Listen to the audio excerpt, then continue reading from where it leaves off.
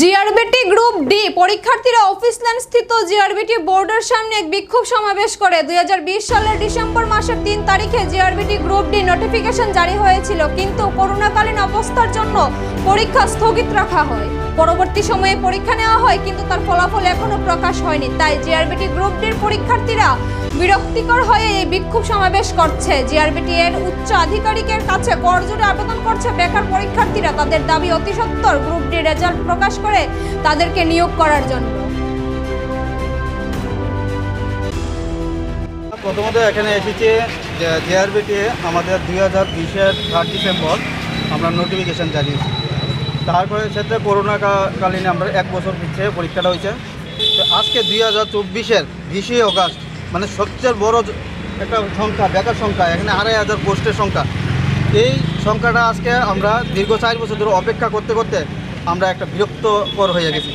আজকে আমরা মাননীয় যিনি মুখ্যমন্ত্রী আছে আমাদের রাজ্যের এবং যিনি জিআরবিটির শ্রম দপ্তরের মন্ত্রী মাননীয় টিঙ্কু রায়, ওনাদের কাছে আমরা আবেদন যাতে আমরা আমাদের মেরিট লিস্ট যাতে আজকের মধ্যে প্রকাশ করে এবং জিআরবিটির যে জয়েন্ট রিক্রুটমেন্ট বোর্ড অফ ত্রিপুরার দপ্তরে যারা অধিদপ্তর আছে তাদের কাছেও আমরা রিকোয়েস্ট করজুড়ে আর কি বলবো, তাদের কাছে আমাদের আজকের মধ্যে ফাইনাল মেরিট লিস্ট যাতে প্রকাশ করে, তার জন্যই আমরা আজকে এই আন্দোলন।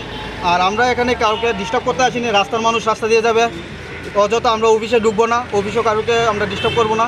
আমরা এখানে সবাই শিক্ষিত বেকার, সবাই শান্তিপূর্ণভাবে এখানে এসেছি যাতে আমাদের রেজাল্ট আজকের মধ্যেই প্রকাশ করে। তার জন্য আমরা আমাদের প্রত্যেকটা লোকের পক্ষ থেকে আমরা করজোড়ে সবাই হাত জোর করে আমরা তাদের কাছে রিকোয়েস্ট জানাচ্ছি যাতে আজকের মধ্যে ফাইনাল মেরিট লিস্ট প্রকাশ করে।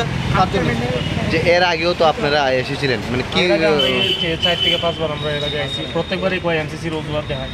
তো স্যার এমসিসি চলাকালীন অবস্থায় টিপিএসসি তিনটা টিপিএসসি রেজাল্ট আউট হয়েছে, মেডিকেল কলেজের রেজাল্ট আউট হয়েছে। এগুলি কীভাবে হইতেছে?